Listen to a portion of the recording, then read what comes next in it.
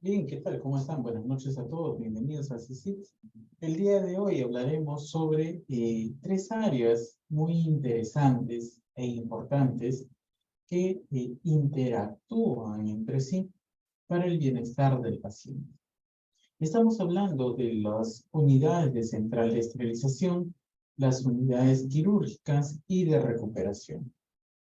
Si bien es cierto, son tres unidades que hacen actividades totalmente diferenciadas.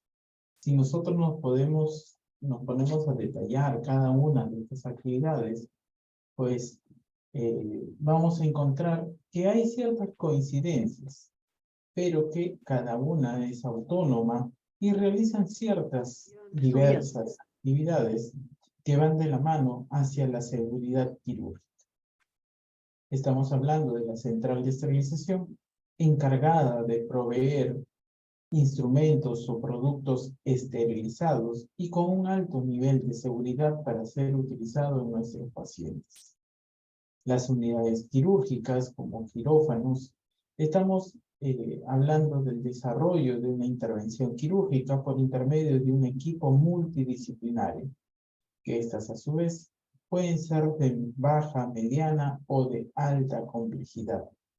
Y por último, la unidad de recuperación, aquella en donde el paciente ya sale para poder restablecer sus funciones vitales y volver a la normalidad postquirúrgica. Hablaremos el día de hoy sobre central de esterilización, unidades quirúrgicas y recuperación. Mi nombre es Jones Montoro, soy licenciado en enfermería, enfermero especialista en centro quirúrgico, enfermero especialista en gestión central de esterilización, enfermero auditor en salud, implementador y auditor interno ISO 9001-2015 y coordinador de gestión asistencial de IBTGEL en los complejos hospitalarios Alberto Barton y Guillermo Calle.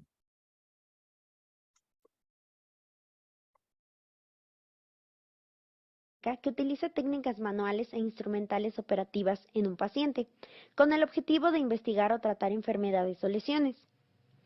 Podemos dividir la historia de la cirugía en varios momentos, siendo el primero el razonamiento mágico empírico. En la antigüedad, la tendencia dominante de nuestros ancestros fue el atribuir las enfermedades a causas sobrenaturales. Un ejemplo de ello son los cráneos con trepanaciones para dar salida a entidades maléficas. Las pruebas más antiguas de la existencia de la cirugía se encuentran en Mesopotamia en el Código de Hammurabi, cerca del año 2000 a.C. En papiros egipcios redactados del año 1900 al 1300 a.C., se describe una cirugía puramente externa y mutilante. Los documentos de la India antigua, el Charaka y el Susruta, describen 121 instrumentos quirúrgicos y añaden que el mejor instrumento es la mano del cirujano. El último aporte de las civilizaciones antiguas está en el libro chino Neizing, escrito por Wang Ti en el año 2800 a.C.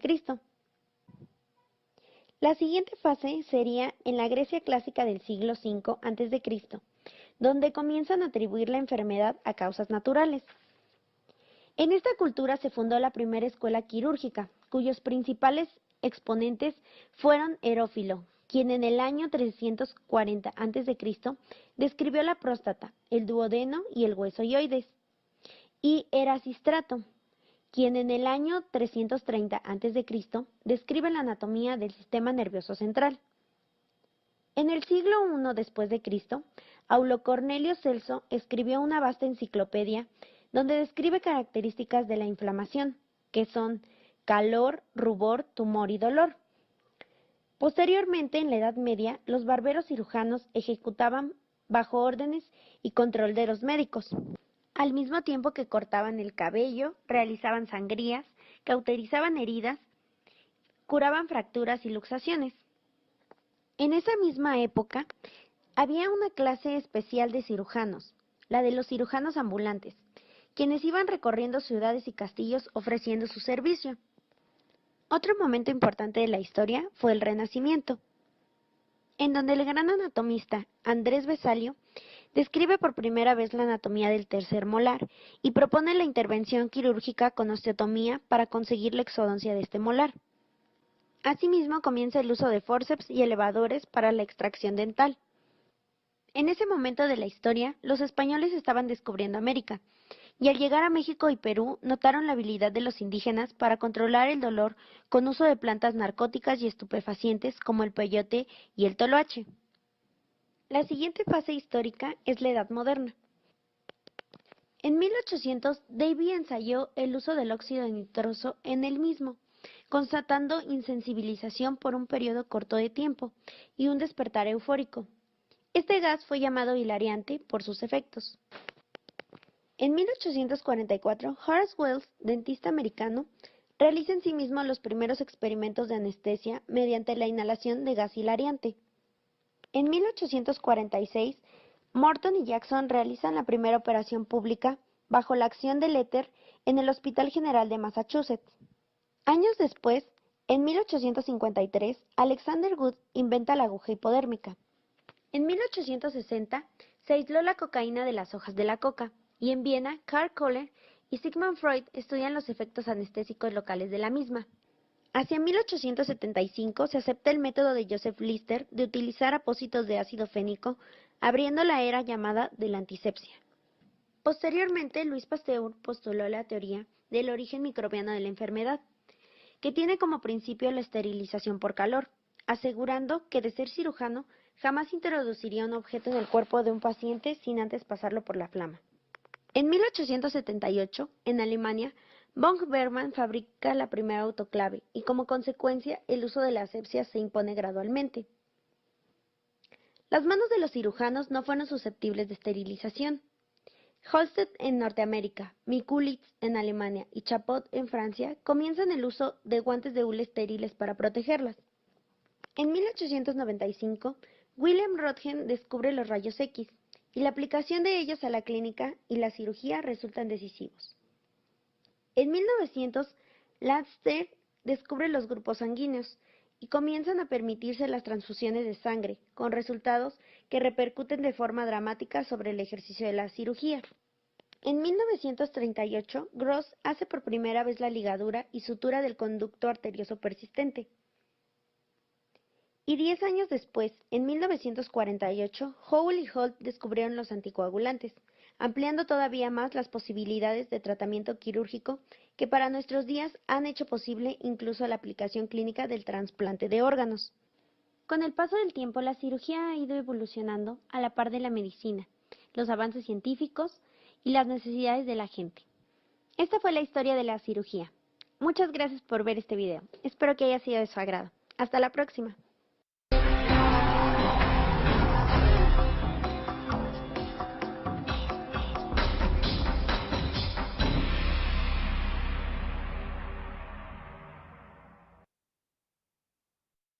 El concepto de cirugía se originó en la más remota antigüedad.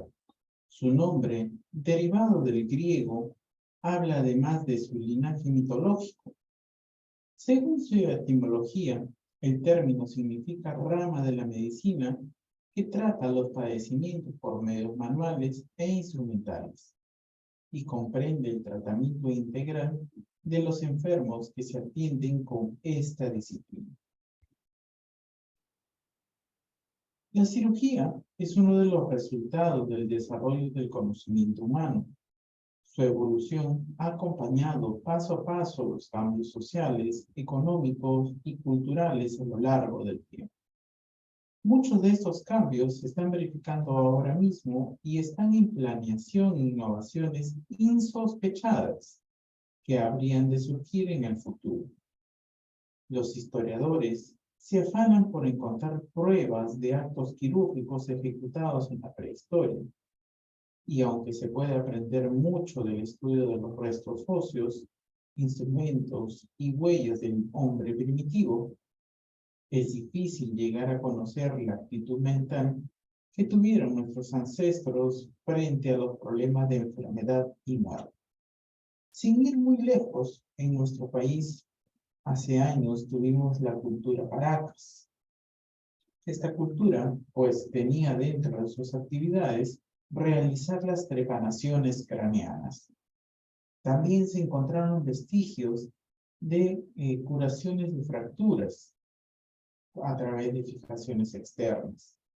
Pero, ¿qué le llevó a realizar estas trepanaciones? ¿Cómo así es que tuvieron estas formas de abordaje? ¿Y por qué en la gran mayoría se observa que fue en el occipital izquierdo? Pues son muchas preguntas y muchas teorías que se tienen, pero no se sabe a ciencia cierta qué los llevó a tener esa actitud y llevar a cabo esas intervenciones.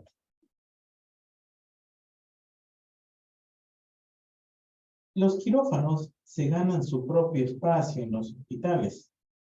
Al principio, las audiencias, las visitas, todavía estaban permitidas, pero la configuración de espacios priorizan los procesos quirúrgicos y el equipamiento necesario. Elementos como los lavabos empiezan a aparecer como parte del workflow organizativo de un quirófano. Si nosotros nos ponemos a hacer un poco de historia, pues podríamos denotar que antiguamente los quirófanos eran estas unidades que no se tenía ningún tipo de cuidados especiales, pues podían verse como lugares en que se realizaban las actividades quirúrgicas de por sí, que había enfermeras que preparaban al paciente, pero no se tenían cuidados como por ejemplo la ropa, la esterilización de los materiales o algunos procedimientos que se realizaban sin ningún tipo de protección adicional. Esto comienza ya a abrirse un espacio, a abrirse campo, y estamos hablando luego de la guerra de Crimea, que también comenzaron a tener grandes aportes por Florence Nightingale.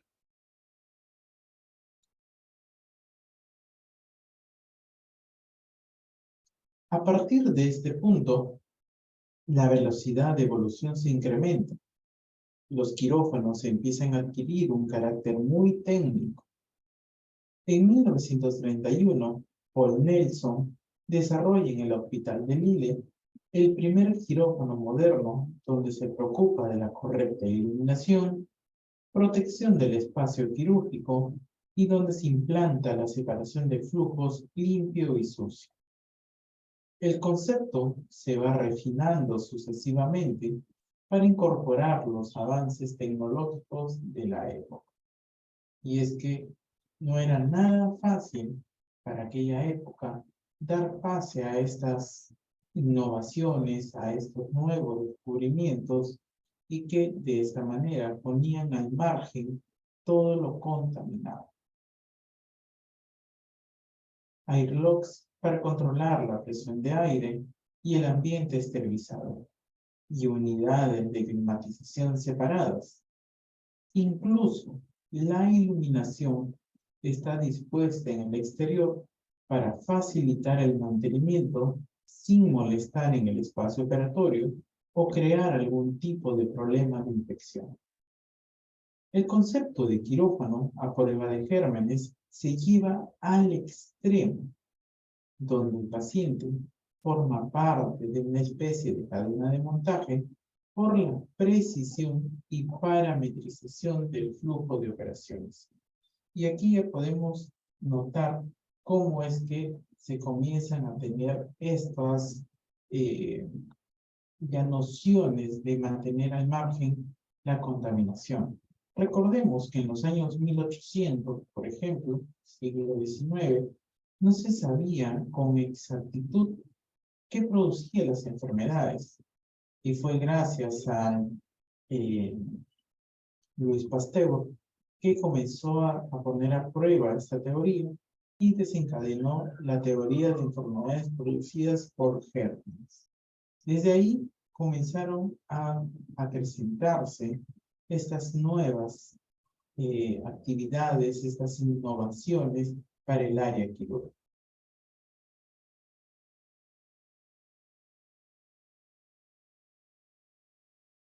El diseño en forma de anfiteatro persistió en algunos hospitales hasta 1940.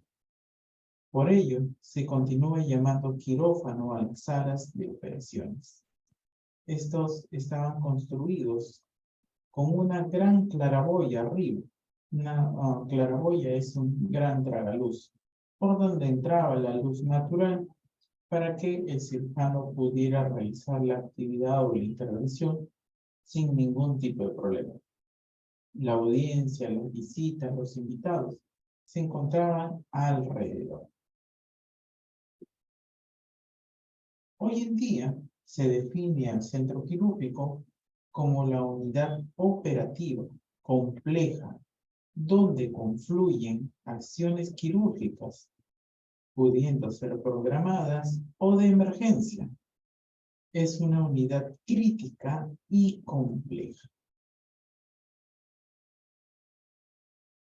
El centro quirúrgico es el conjunto de ambientes cuya función gira alrededor de las salas de operaciones y que proporciona al equipo quirúrgico las facilidades necesarias para efectuar procedimientos quirúrgicos en forma eficaz, eficiente y en condiciones de máxima seguridad con respecto a contaminaciones. Aquí ya podemos tener una definición clara de lo que significa el bloque quirúrgico o el centro quirúrgico como tal. La unidad quirúrgica es una instalación especialmente acondicionada dentro del hospital, así como un sitio exprofeso para practicar intervenciones quirúrgicas. Dicha unidad requiere de un diseño arquitectónico y físico exclusivo, debido a que debe contar con zonas específicas y restringidas para las actividades preoperatorias, transoperatorias y postoperatorias. En algunas instituciones de salud, el bloque quirúrgico está compuesto por la sala de operaciones, central de esterilización y la unidad de recuperación posanestésica. Estas tres se encuentran fusionadas bajo una sola jefatura llamada bloque quirúrgico. Pero ya en otras se encuentran divididos con gestiones autónomas, pero interrelacionadas para confluir en la seguridad del paciente. En los hospitales modernos, en las instituciones modernas, pues sala de operaciones ya se encuentra independizada, al igual que central de esterilización y la URMA, con sus respectivas jefaturas como unidades de servicio.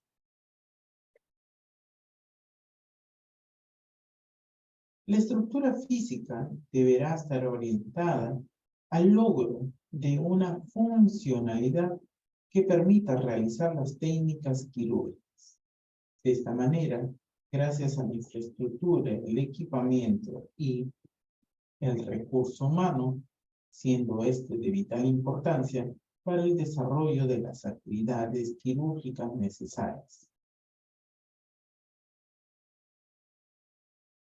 En el año 2001, el Ministerio de Salud del Perú, en conjunto con la OMS y la OPS, dictaron las guías técnicas para proyectos de arquitectura y equipamiento de las unidades de centro quirúrgico y cirugía ambulatoria.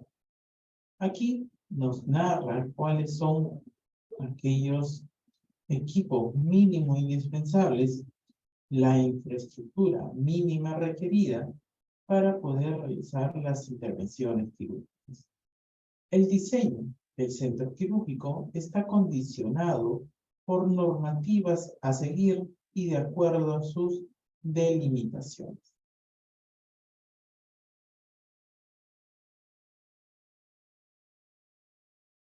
El tránsito debe ser aislado, pero de rápido acceso a unidades claves y de apoyo. Unidades como, por ejemplo, UCI, emergencia, neonatología, entre otras. Tenemos también a la central de esterilización que nos provee los materiales esterilizados y a la unidad de diagnóstico por imágenes. que nos dan el soporte para la visualización de las imágenes radiológicas necesarias en ciertas intervenciones quirúrgicas.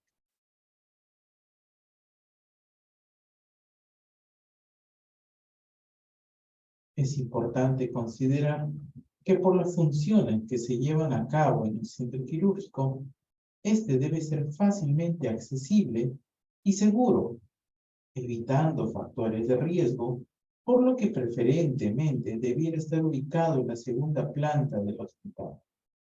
Preferentemente, no es que deba estar. Es una sugerencia que se hace. ¿Por qué? Porque en el primer piso usualmente están las unidades de consultorios externos y es por donde va a transitar la mayor cantidad de personas y que esto puede ser contaminante para el bloque quirúrgico. Por ello que se debe encontrar en un lugar en que se encuentre aislado o con tránsito restringido para poder salvaguardar de una posible contaminación.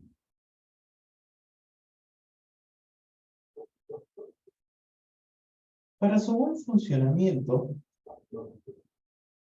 el quirófano debe ser ubicado en una zona de fácil acceso y tener colindancia principalmente con el servicio de urgencias y la unidad de cuidados intensivos.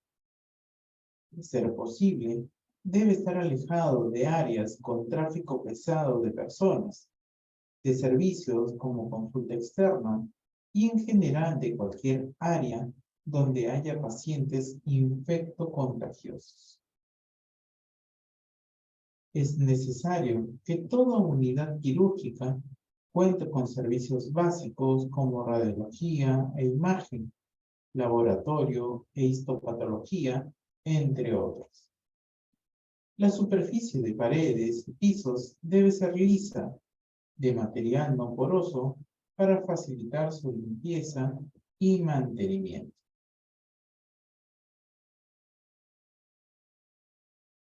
Se debe permitir adecuadamente la movilidad del personal y de los equipos. Esto no debe ser causal de bloqueo o de que en algún momento podamos obstaculizar el paso de las camillas del paciente o de los mobiliarios rodantes.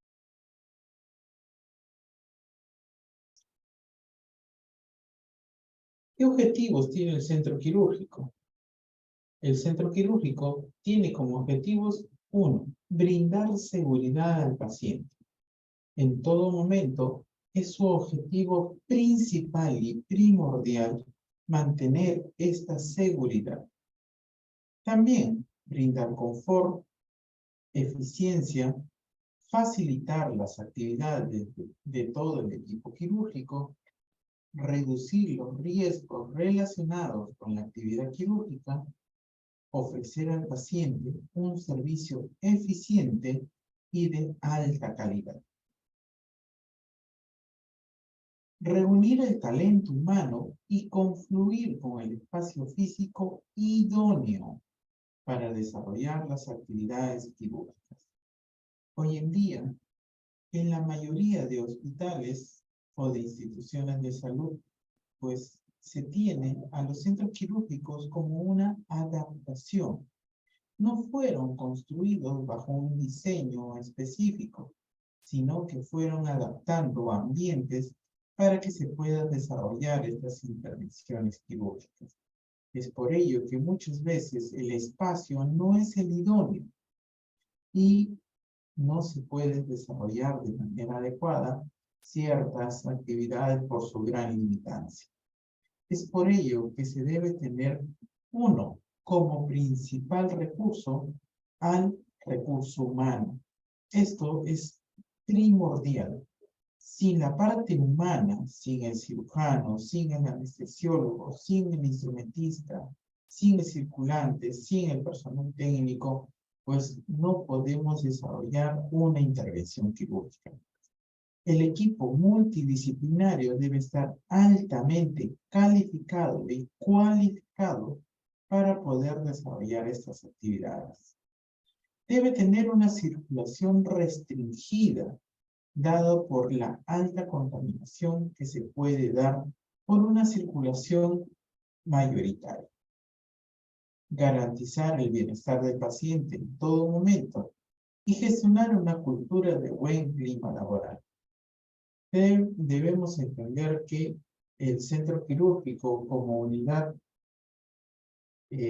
restringida, pues se encuentra prácticamente aislada del resto de los servicios y del resto del personal, por lo que por tema de contaminación se mantienen ventanas cerradas de manera hermética.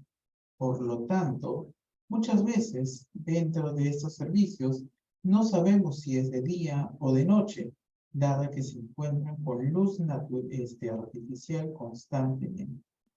Al tenerlo de esta manera, pues muchas veces el ambiente se crea un clima laboral tenso por el mismo estrés de los procedimientos, por el mismo estrés del personal, y que de esa manera nosotros debemos gestionar una buena cultura ante un clima laboral tenso. ¿Para qué? Para que podamos liberar en cualquier momento a través de una pausa activa, a través de una reunión, a través de un conversatorio, etcétera, etcétera. Recordemos que los procedimientos que ahí se realizan muchas veces son procedimientos monótonos.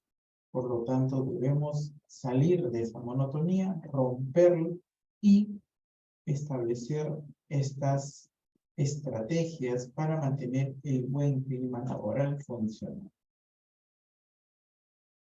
La arquitectura del área quirúrgica ha de estar pensada para favorecer, en lo posible, las medidas de asepsia, disciplina, encaminadas a prevenir la infección. Al mismo tiempo, tiene que estar sometidas a unas reglas determinadas para favorecer estas medidas. Debe estar construida de forma que las zonas limpias estén diferenciadas de las zonas contaminadas sin necesidad de efectuar cruces.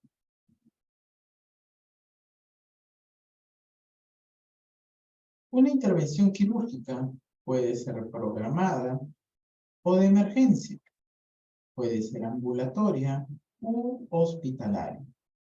Ello puede derivar que el paciente vaya a casa, se quede hospitalizado o vaya a cuidados especiales, como por ejemplo cuidados intensivos, cuidados coronarios, entre otros.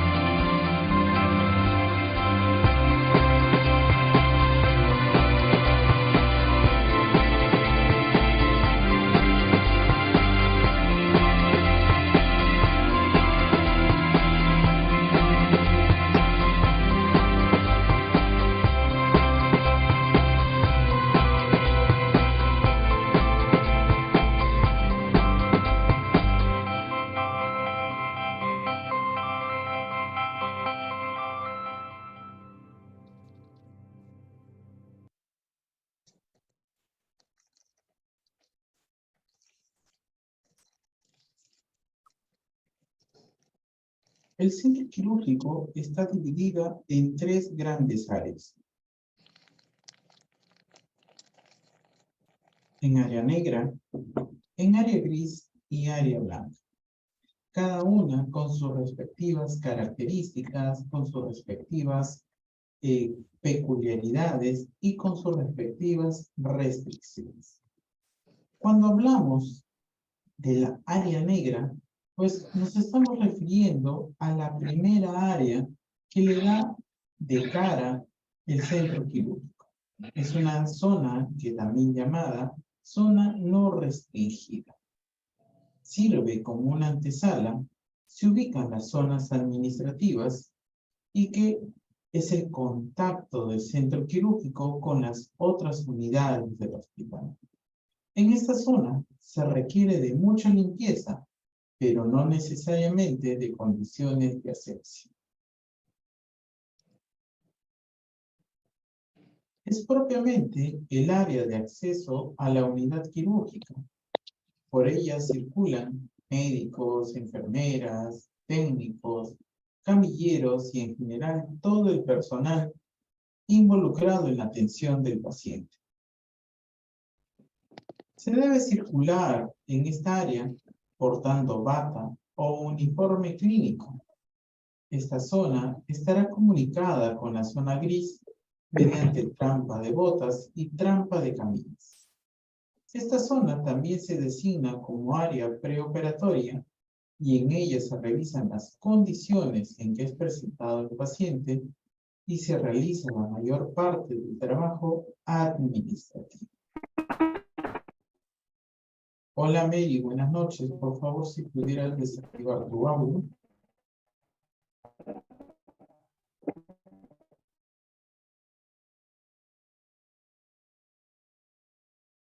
Hola Mary. Mary, por favor, tu audio.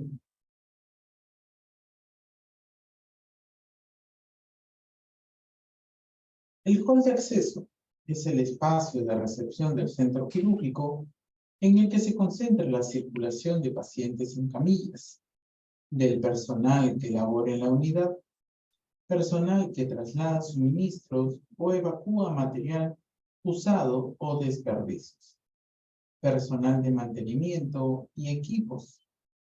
Los pasillos en esta zona deben tener un ancho mínimo de 2.20 metros cuadrados.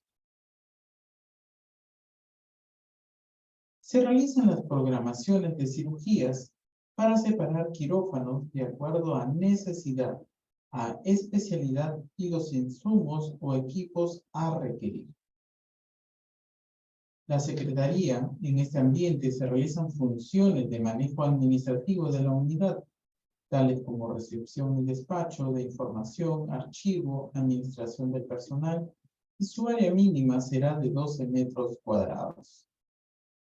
La oficina de enfermera coordinadora, en ese ambiente se realizan funciones de programación, coordinación, supervisión, capacitación, investigación y docencia en enfermería. Su área mínima será de 12 metros cuadrados. Se recepciona a los pacientes que serán sometidos a una intervención quirúrgica. Se verifica todos los trámites administrativos que debe tener el paciente, por ejemplo, consentimientos informados. El consentimiento informado es un documento legal donde se detalla el procedimiento quirúrgico a desarrollar o del tipo de administración de la anestesia. La sala de espera de familiares, destinada a la permanencia de los familiares de los pacientes que se encuentran en las salas de operaciones y esperan se les informe el resultado de la intervención quirúrgica. Su área mínima será de 2 metros cuadrados por cada sala de operaciones y se debe considerar 2 lugares para familiares. También se ubican los cuartos sépticos o de limpieza, con un flujo de aire a presión negativa y con todos sus insumos debidamente ordenados y con sus rótulos respectivos. El cuarto de limpieza es el ambiente destinado para realizar labores de limpieza y mantenimiento de la planta física. Contará con un lavadero para el preparado y enjuague de los útiles de limpieza y un espacio para guardar los productos y utensilios. Su área mínima será de 2.5 metros cuadrados. También se ubican las salas de reuniones, salas de entrevista médicos familiares, almacenes, roperías, entre otros. La sala de reuniones es el ambiente destinado a reuniones clínicas, administrativas y de capacitación.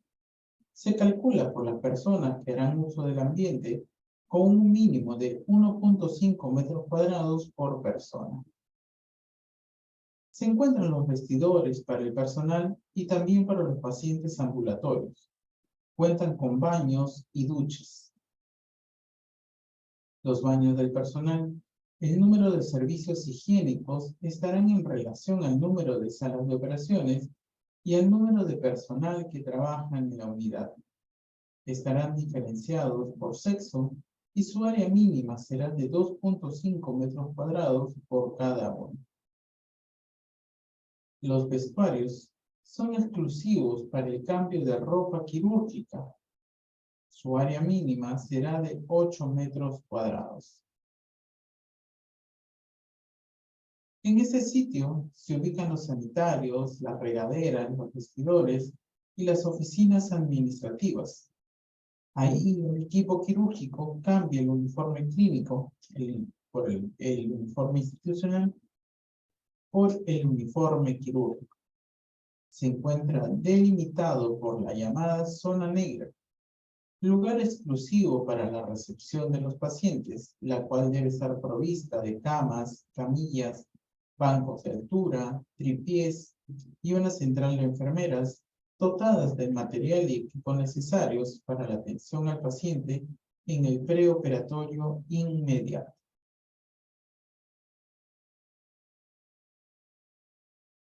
Segunda zona, el área gris, llamada también semi-restringida. Se debe usar vestimenta exclusiva, chaqueta, pantalón, gorro y en algunos casos botas o zapatos exclusivos.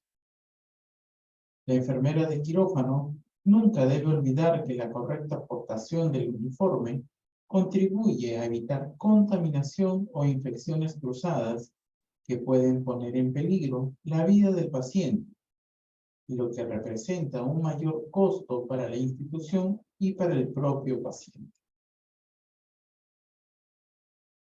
Por esta zona se realiza el acceso de suministros y equipos necesarios para las intervenciones quirúrgicas programadas, como también la salida del material usado en las operaciones y los desechos orgánicos que resulten de ello.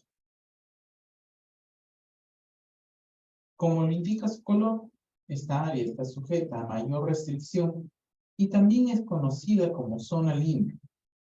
Es imprescindible transitar en esta área con uniforme quirúrgico, el cual consiste en un pijama de algodón que consta de 2 piezas.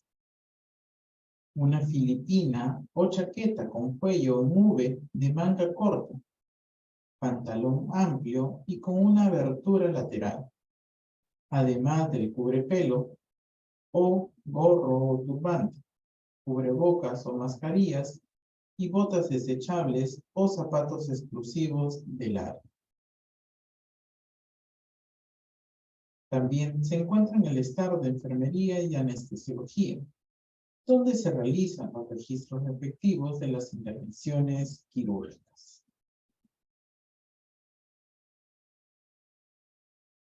Central de enfermeras, ambiente utilizado por el personal de enfermería del área de recuperación para preparar el equipo instrumental, medicamentos y elaborar las notas para los pacientes, la misma que tenga una visión directa de los pacientes.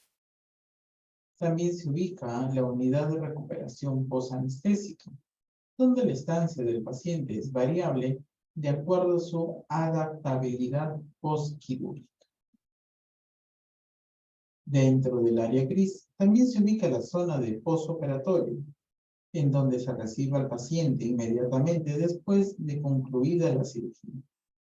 Este sitio debe estar equipado con camas, camilla, tomas de oxígeno, aspiradores empotrados, tripiés, carro rojo o coche de paro, colchones térmicos, así como una pequeña central de enfermeras dotada del material y el equipo necesario para la atención del paciente en el posoperatorio inmediato. Se ubican los pasadizos, pasillos de circulación interna, los cuales deben estar libres de objetos o de equipos. Las instalaciones, por lo general, cuentan con pasillos laterales, por lo que se da acceso a la camilla del paciente. Por dichos pasillos también se traslada instrumental, ropa y material que ha sido utilizado en operaciones y se consideran contaminados. El estacionamiento de camillas es el espacio destinado para estacionar camillas y sillas de ruedas en las cuales han ingresado los pacientes y mientras permanecen en las salas de operaciones. Su área será de 2 metros cuadrados por camilla y 0,50 metros cuadrados por sillas de ruedas. También encontramos la zona de prelavado del instrumental, la que se debe realizar antes de enviarlos a la central de esterilización.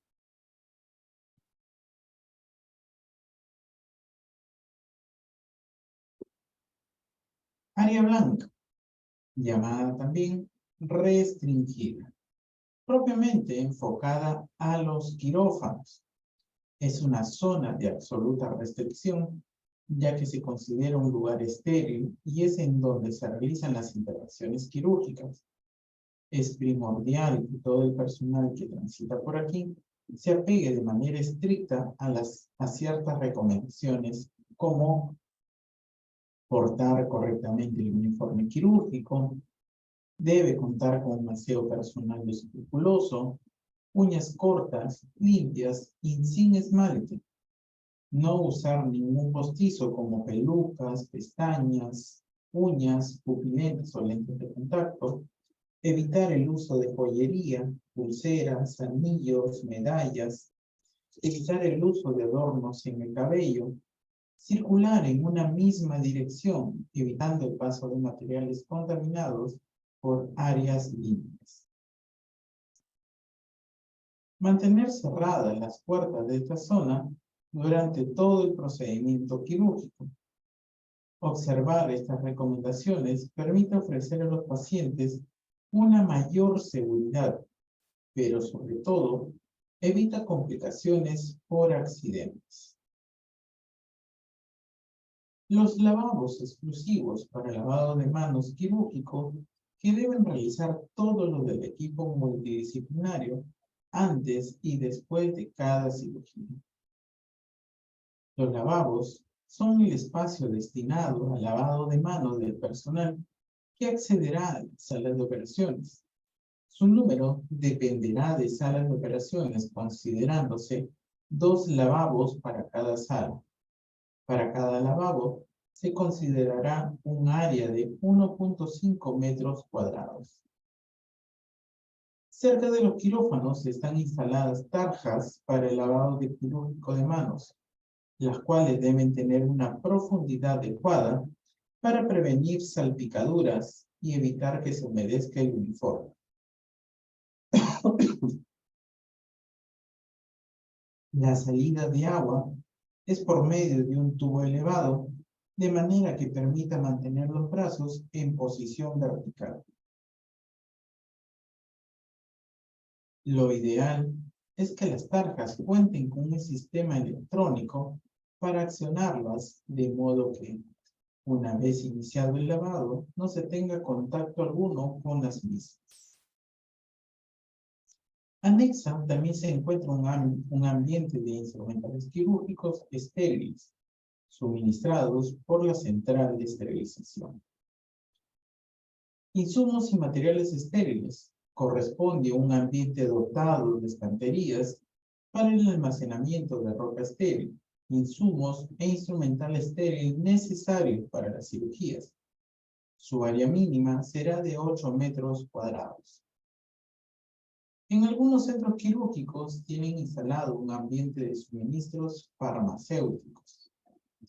El almacén de fármacos, destinado al almacenamiento de medicamentos, soluciones e insumos provenientes de la farmacia o de otros servicios de abastecimiento del hospital, y que serán usados en los procedimientos quirúrgicos.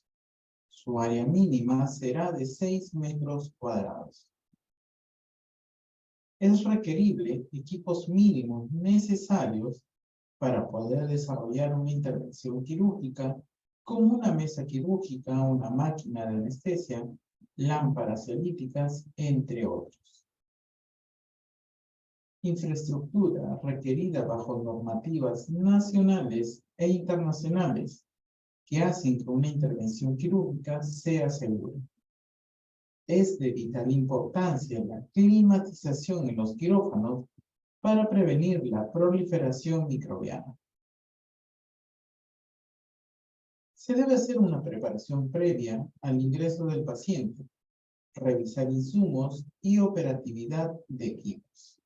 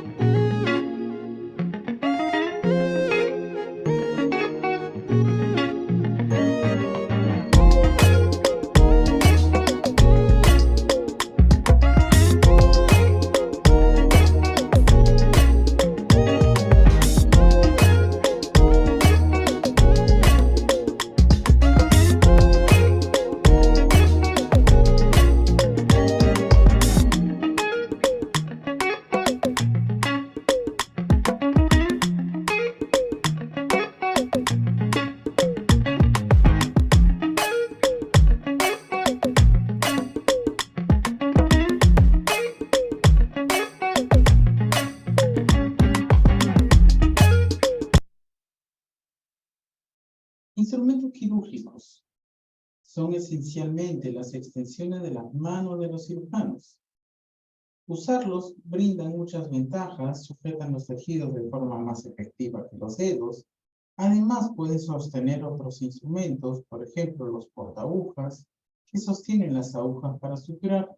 Los instrumentos han evolucionado a lo largo de la historia, desde cortar y suturar tejido hasta transmitir impulsos eléctricos y luz de alta frecuencia. Los primeros instrumentos utilizados en la Edad de Piedra fueron los cuchillos y las lesnas de pedernal.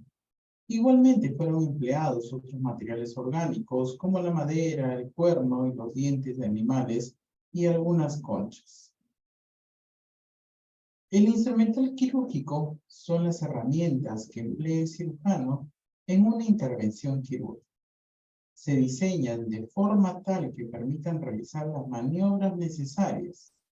Su fabricación puede ser de titanio, tungsteno, vitalio, oro, plata, cobre y otros metales, la mayoría de acero inoxidable. Las aleaciones deben hacerlos resistentes a la corrosión por procesos de esterilización, limpieza y por el contacto con fluidos corporales. El titanio, el instrumental creado en este material, es más resistente. No es magnético y tiene propiedades inertes. Su aleación es más fuerte y ligera en peso, además con un acabado anodizado azul hecho en óxido de titanio que reduce el resplandor. Vitalio, necesario para la fabricación de instrumental quirúrgico, de ortopedia e implantes dentales. Su resistencia y durabilidad lo hacen deseable para este tipo de aplicaciones. Sin embargo, pueden presentar corrosión al entrar en contacto con otros metales. El terminado de espejo es brillante y refleja la luz. El resplandor puede distraer al cirujano o dificultar su visibilidad. Tiende a resistir la corrosión de la superficie.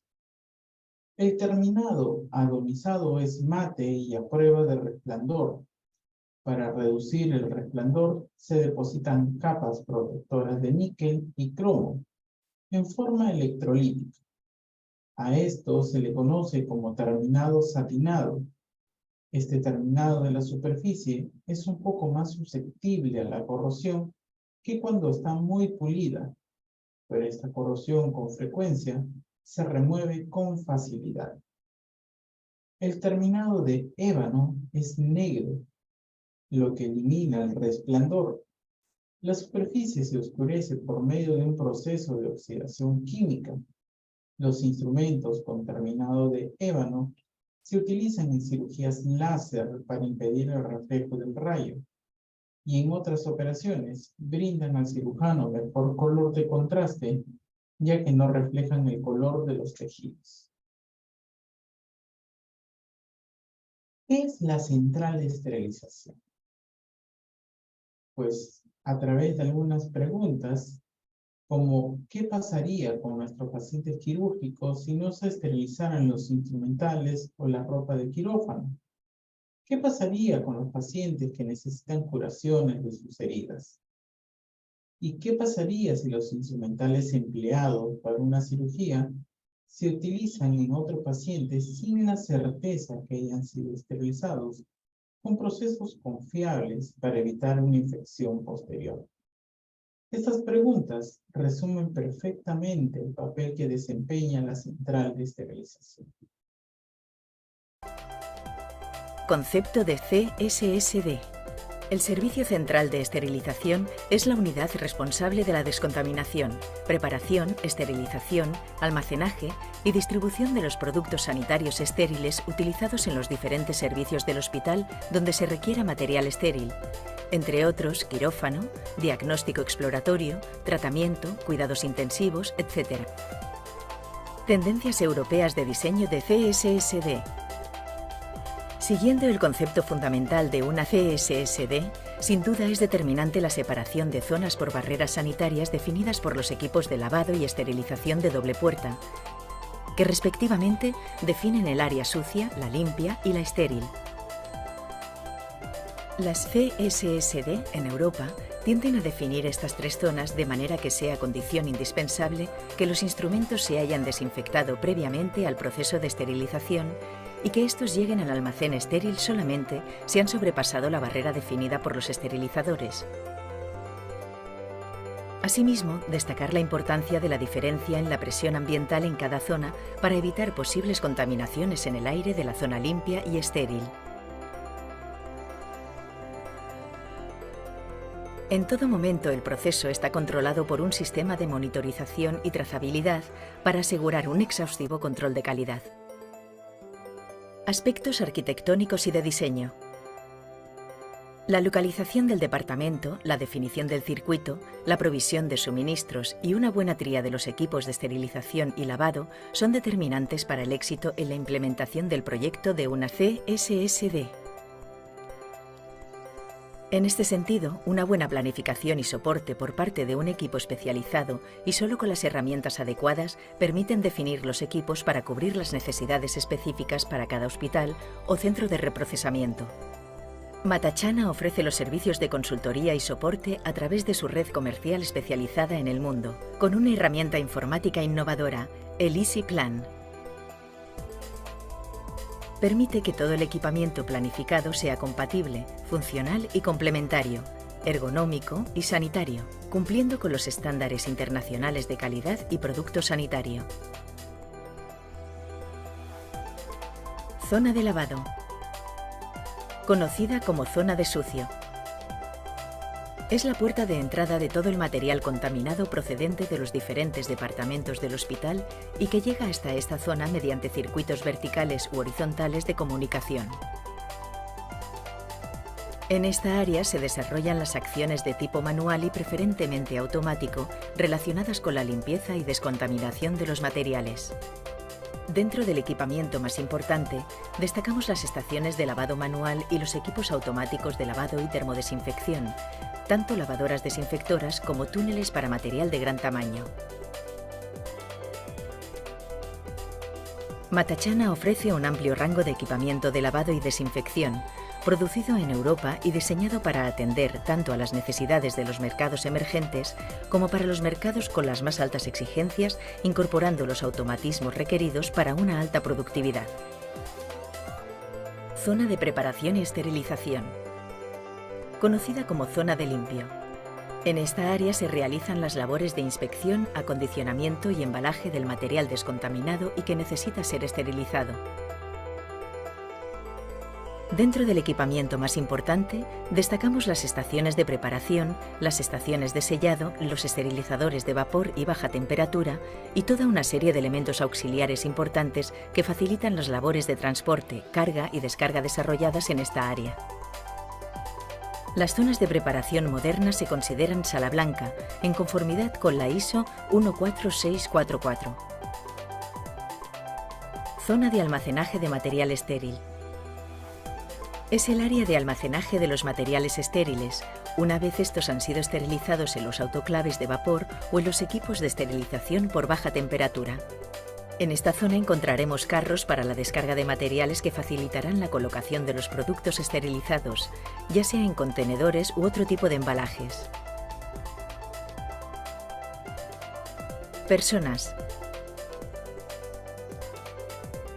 El reprocesamiento de instrumentos quirúrgicos es una práctica que requiere de personas con mucha formación y experiencia. Con su amplia experiencia en el sector, Matachana dedica recursos para difundir conocimiento a los usuarios de CSSD en todo el mundo. Con un equipo de especialistas clínicos que educan in situ o en el MIEC, el Centro de Educación Internacional de Matachana en Barcelona.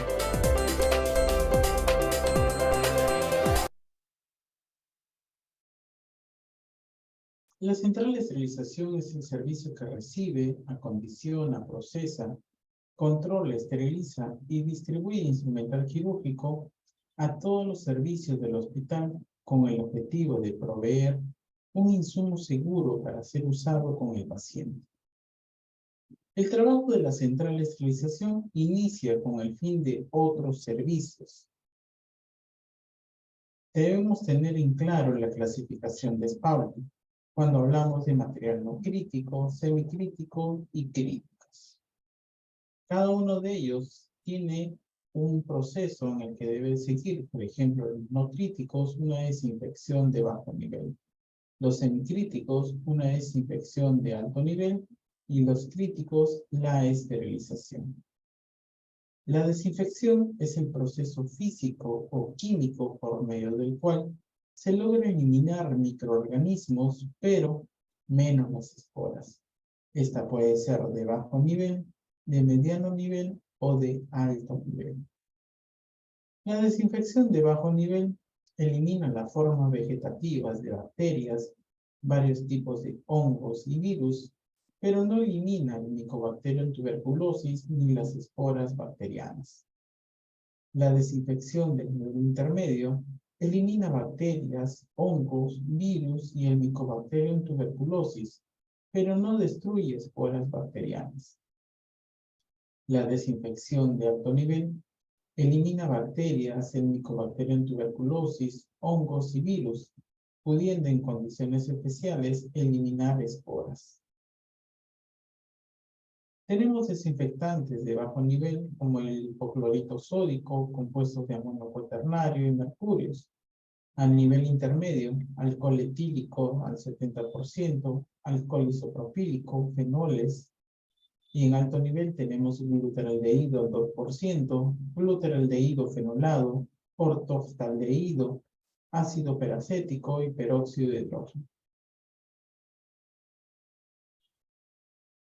Debemos tener en cuenta la pirámide de resistencia en los que nos hace referencia a aquellos elementos que son más difíciles de eliminar, teniendo en la cúspide de esta pirámide a los priones. Los priones son elementos proteicos que causan una enfermedad neurodegenerativa, en la cual se debe establecer un ciclo de esterilización especial para poder eliminarlos.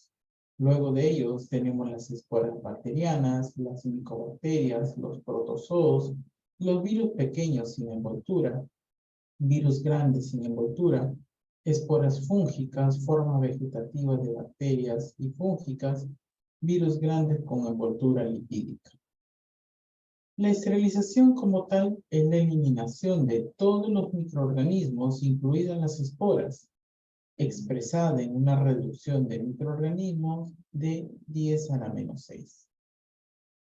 Es importante saber cómo es que se inactivan los microorganismos en el proceso de esterilización. La centralización nos brinda tres grandes beneficios. Eficiencia, debidamente organizado, proporciona eficiencia a través de una supervisión en las tareas de limpieza, mantenimiento y esterilización propiamente dicha. Economía, el servicio centralizado resulta económico, pues evita la existencia multiplicada de equipamiento costoso. La vida de los instrumentos se prolonga gracias a una eficiente manipulación. En los viejos sistemas descentralizados de esterilización, con personal no supervisado, se incrementaban las posibilidades de fallas en los procesos. Las áreas de la central de esterilización son tres: área roja, área azul y el área verde, todas ellas comandadas por el área administrativa. Los procesos de esterilización siguen un patrón de flujo unidireccional. Eso quiere decir que todos los procesos van hacia adelante y no deben de retroceder. En el área roja tenemos la resección del material contaminado, la limpieza a través de lavado y secado. La importancia de la separación física se basa en la necesidad de evitar que los aerosoles, microgotas y partículas de polvo sean transportados desde el área sucia a la limpia por las corrientes de aire, dado que en este sector, por el tipo de trabajo que ahí se desarrolla, cepillado, ultrasonido, se genera una gran cantidad de aerosoles. La recepción del instrumental contaminado debe tener ciertos requisitos que se deben pactar con la organización. Entre ellos tenemos el prelavado, la integridad, funcionalidad que esté dentro de una base de datos y el set completo. El transporte del material debe realizarse en coches cerrados para resguardo del instrumental transportado. El prelavado debe realizarse en el punto de uso y los insumos como detergente enzimático, lubricantes anticorrosivos, cepillos y calidad de agua deben tenerse en cuenta. El remover tantos microorganismos como sea posible antes del proceso de esterilización aumenta su éxito. El MINSA, como ente rector, nos da el marco normativo a través del Manual de Desinfección y Esterilización Hospitalaria que data del año 2002 en adelante. Y en ella nos dice, como norma, que la limpieza debe ser realizada en todo material de uso hospitalario, precediendo el proceso de desinfección o esterilización. La limpieza es una parte importante en el procesamiento del material de uso médico. Si un artículo no puede ser limpiado en forma apropiada, la esterilización de este material no puede ser garantizada. ¿Y por qué realizar la limpieza? Para reducir el número de microorganismos presentes en los artículos, eliminar la materia orgánica e inorgánica contaminante y permitir que los artículos, una vez esterilizados, tengan un nivel de seguridad. En el área azul vamos a realizar ya la validación de la limpieza, la inspección del instrumental, el acondicionamiento a través de empaques, la esterilización por alta y baja temperatura. Los empaques son una barrera para evitar el paso de microorganismos. Y nos dice el manual también que todo artículo para ser esterilizado, almacenado y transportado debe estar acondicionado en empaques seleccionados a fin de garantizar las condiciones de esterilidad del material procesado. La validación se puede hacer a través de test químicos, también a través de bioluminiscencia o test de proteínas. La inspección puede ser visual directa, visual magnificada por lupa de mesa en búsqueda de restos de materia orgánica.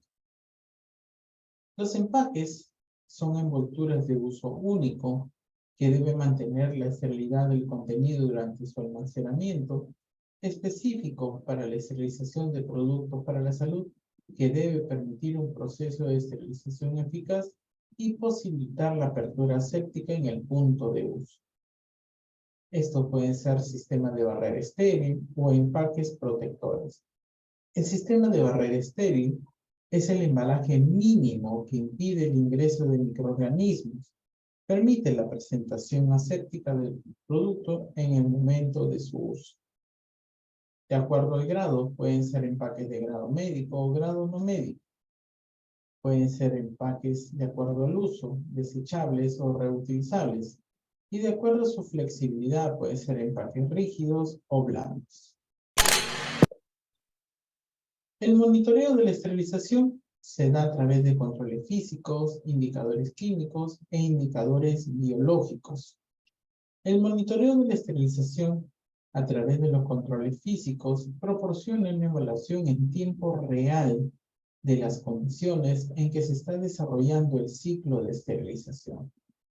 Los indicadores químicos son dispositivos para monitorear la presencia o la consecución de uno o más de los parámetros necesarios para un proceso de esterilización satisfactorio, o se utilizan en las pruebas específicas de equipos de esterilización. Así tenemos 6 tipos. Por ejemplo, tipo 1, de proceso. Cintas externas que nos van a decir de que un material ha sido procesado. Tipo 2, de prueba. Por ejemplo, el test de Bovidi, que sirve para medir la calidad de vacío que se está generando en la cámara de esterilización. Tipo 3, de proceso uniparámetro, que ya se encuentra en desuso.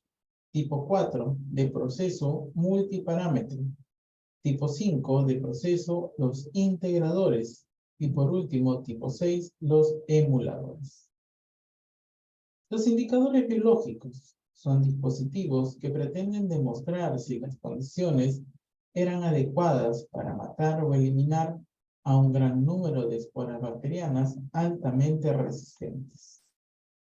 La esterilización se puede dar por alta temperatura, a través del calor seco o calor húmedo, la esterilización por baja temperatura, óxido de etileno, formaldehído, peróxido de hidrógeno, rayos X, rayos gamma, entre otros. La esterilización, los líquidos internos del cuerpo, forman un excelente ambiente para la multiplicación de microorganismos patógenos. La temperatura y la humedad de estos líquidos también son ideales para la germinación de las esporas. Por consecuencia, todo instrumento o material que esté en contacto con una herida abierta o que perfore la piel o una membrana mucosa debe estar absolutamente libre de microorganismos. También es indispensable eliminar todas las esporas. Las esporas de la bacteria Clostridium tetani son particularmente difíciles de eliminar. Para eliminar a estas esporas, se necesitan métodos especialmente rigurosos. El proceso de eliminación de todos los microorganismos, incluyendo las esporas, se conoce como esterilización.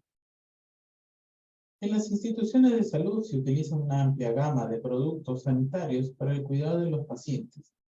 Los productos sanitarios y materiales que son utilizados en áreas corporales de alto riesgo deben estar estériles. El área verde, descarga de los esterilizadores, almacenamiento del material estéril y la entrega respectiva a los usuarios. La caducidad de los productos estériles están determinados por el tipo de empaque y por el lugar de almacenamiento, si este es abierto o cerrado. Adicional a ello, los controles de calidad que se deben de realizar es que si el producto se encuentra húmedo, roto, abierto, manchado, entre otros.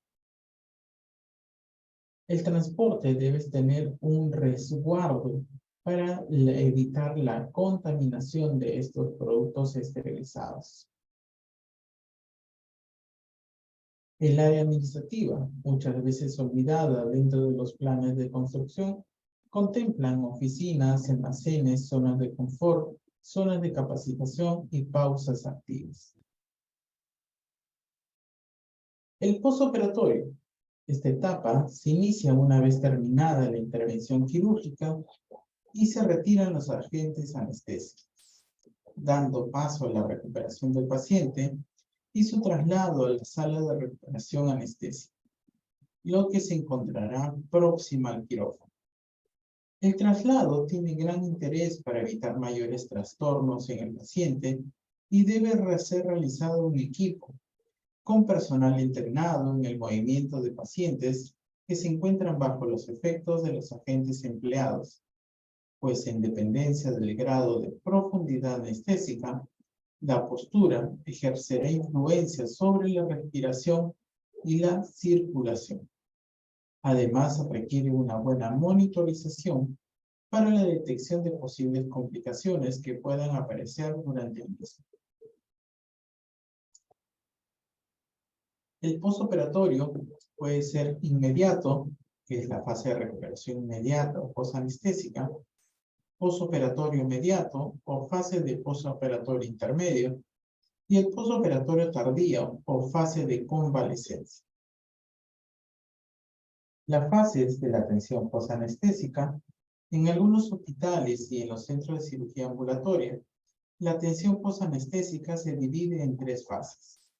En la URPA de fase 1, en la que se usa durante el periodo de recuperación inmediata, se brinda una atención de enfermería intensiva. En la fase 2, el paciente es ingresado si se prepara para el cuidado propio, su atención en el hospital o en un centro de cuidados a largo plazo. Y en la de fase 3 se prepara al paciente para su alta. En muchas unidades de fase 3 es habitual que hayan sillones reclinables en lugar de camillas. También se conocen como unidades de atención descendente, sentada o progresiva.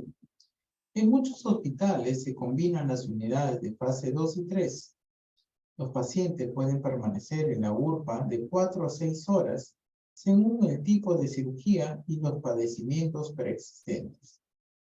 En las instituciones sin unidades separadas de fase 1, 2 y 3, el paciente permanece en la URPA y puede salir directamente a casa desde ahí.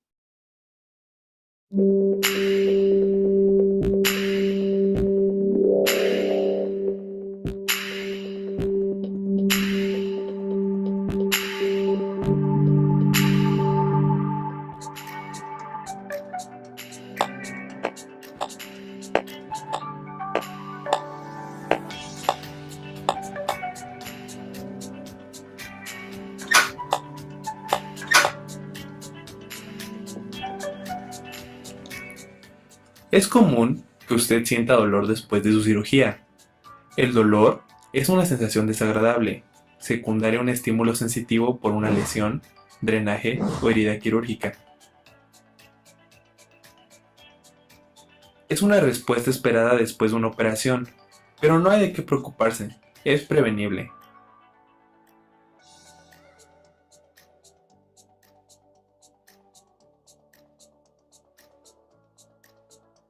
Existen distintos tipos de dolor. El dolor agudo es aquel que aparece después de una enfermedad, herida, lesión o cirugía.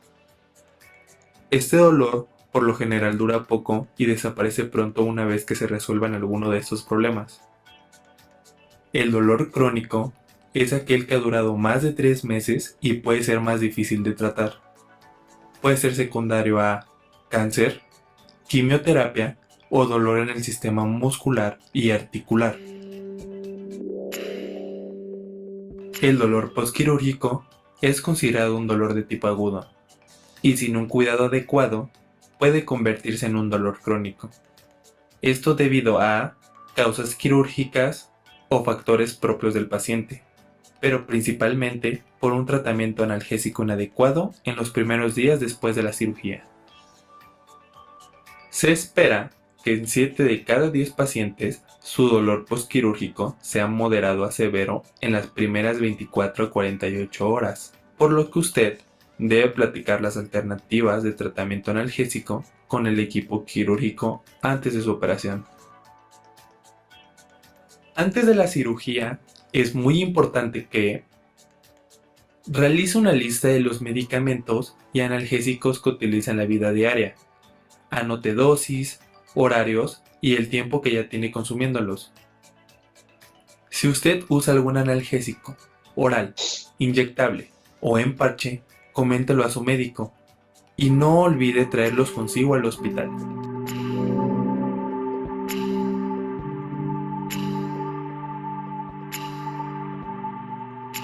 ¿Cuáles son los tratamientos utilizados para el control del dolor después de la cirugía? El dolor postquirúrgico se previene antes de iniciar la cirugía con medicamentos que disminuyen la ansiedad. Los cirujanos pueden colocar analgesia local en la herida quirúrgica. El dolor también se controla con medicamentos que pasan por la vena, como los antiinflamatorios y analgésicos, opioides o terapias no farmacológicas como el calor, el frío y la música.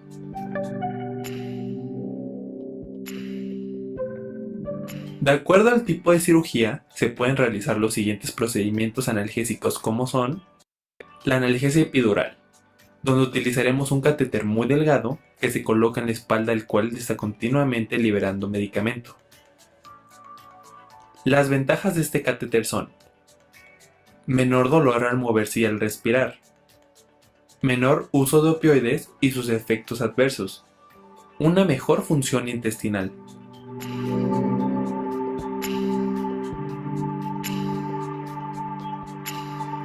Hay otras cirugías en donde se aplica analgesia guiada con ultrasonido, colocando inyecciones con anestesia local en zonas más específicas como el hombro, rodilla o cadera.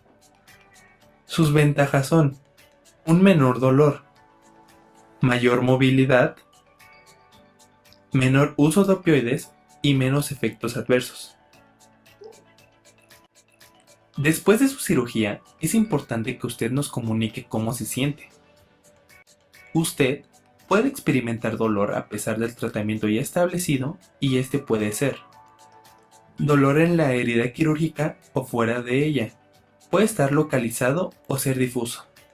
Puede ser continuo o aparecer repentinamente. Puede ser tipo cólico, pulsátil y en raras ocasiones ardoroso y quemante. Puede haber situaciones que lo incrementen o lo disminuyan. La ansiedad, la preocupación o el malestar emocional también son una forma de dolor. Es importante que cualquiera de estos datos lo mencione a su médico. El personal de enfermería y los médicos le pedirán que califique a su dolor en una escala del 0 al 10. 0 es nada de dolor. El incremento en la numeración refleja mayor intensidad. 10 se considera que el dolor es insoportable. Usted también podrá clasificar el dolor en leve, moderado o severo.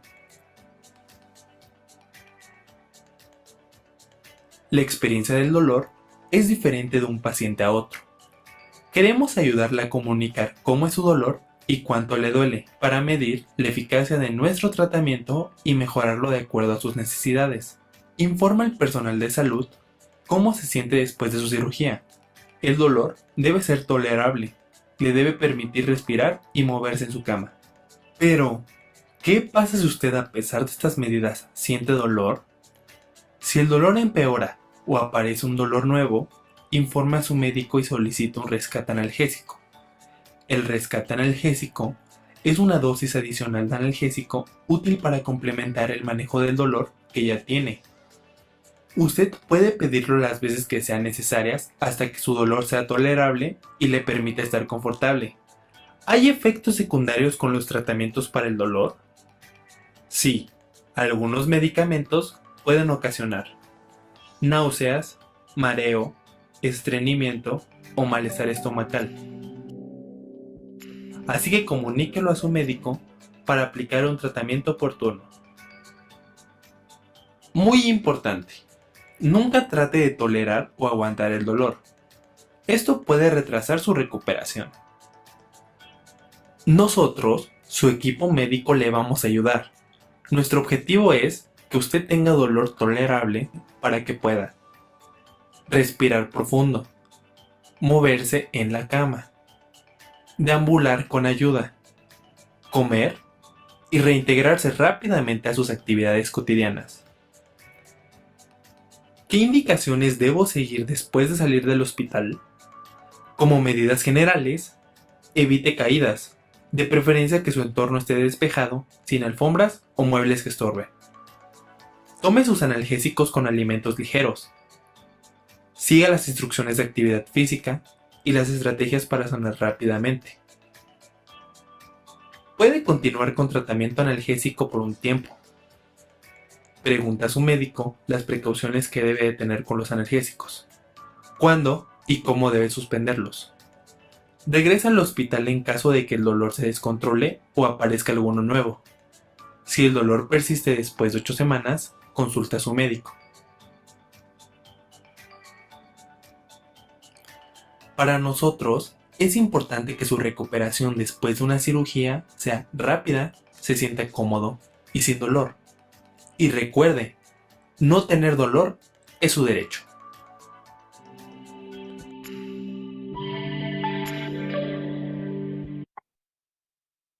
Debemos tener presente que en la unidad de recuperación vital es que tengamos la monitorización de constantes vitales, analgesia y posicionamiento, valoración neurológica, la valoración de vida operatoria.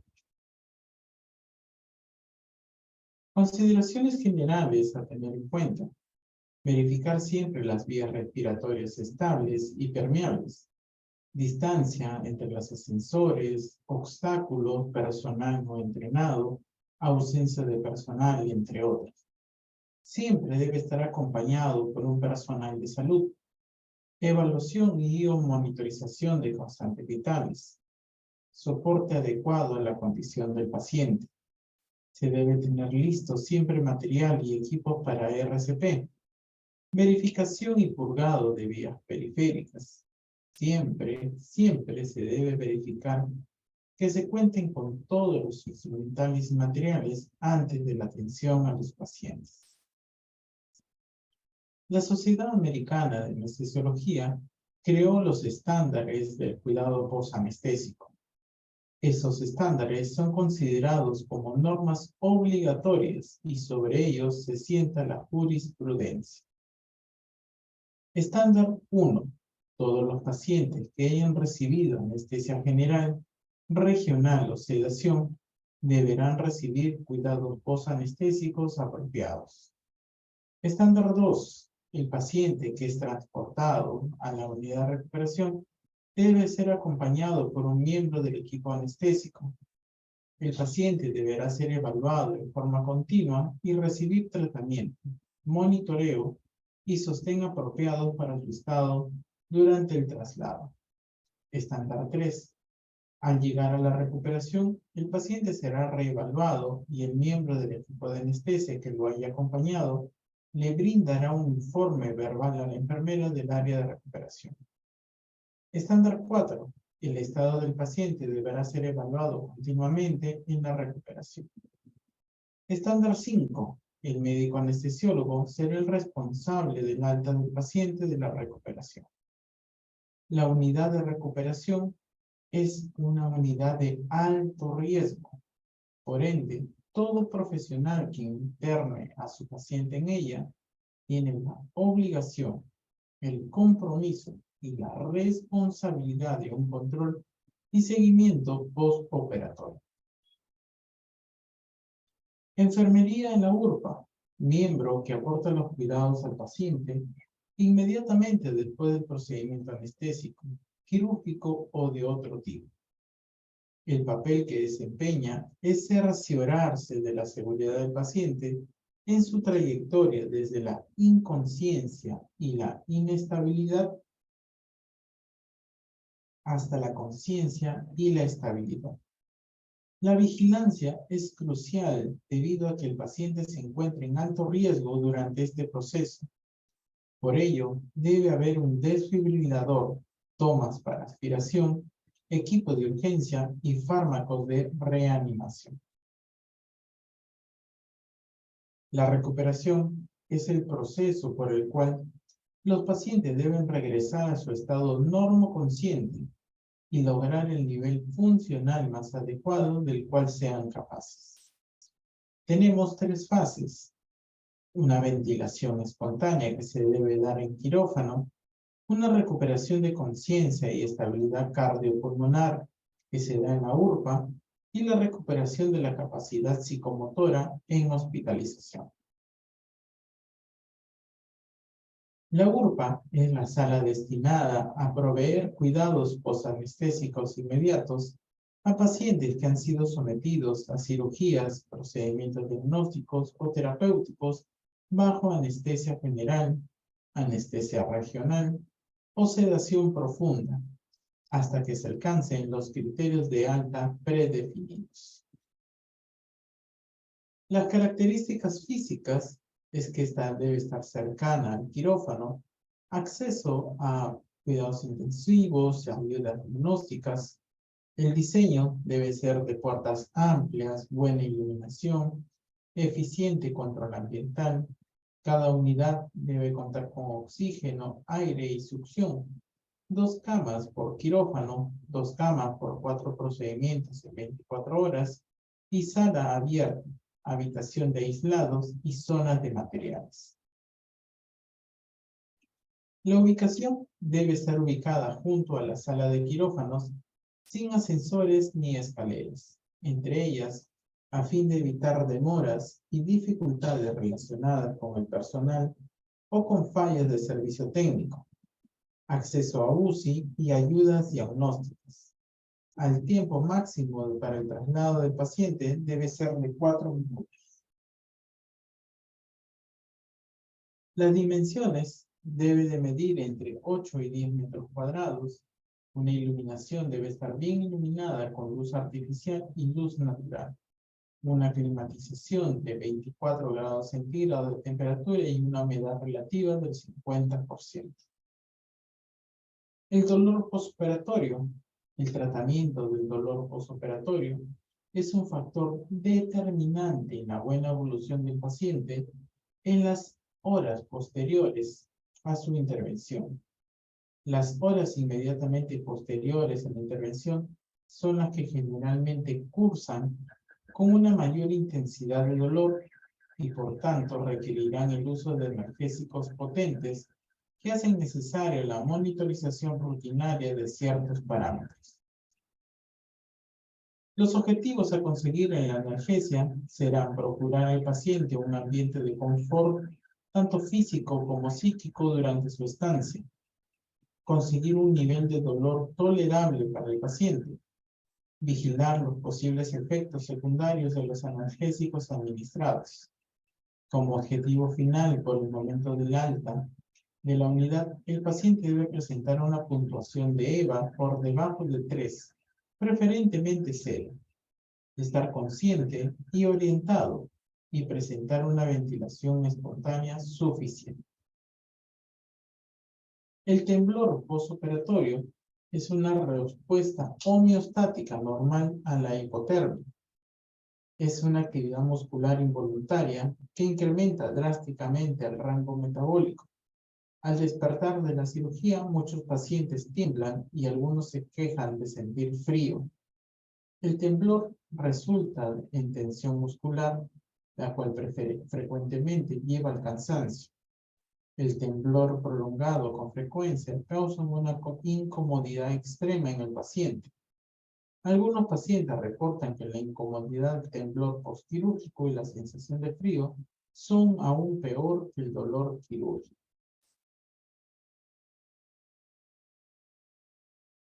Los temblores postanestésicos son un fenómeno frecuente en el periodo postoperatorio.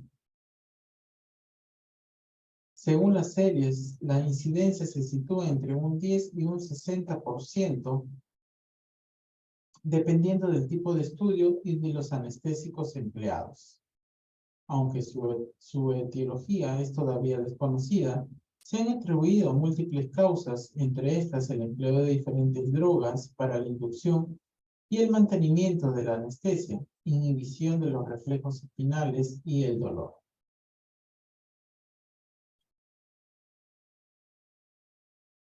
Y con ello, pues hemos llegado a la parte final. Agradecerles a cada uno de ustedes por su tiempo y quedo atento a sus preguntas, dudas que tengan al respecto del tema tratado del día de hoy. Muchísimas gracias.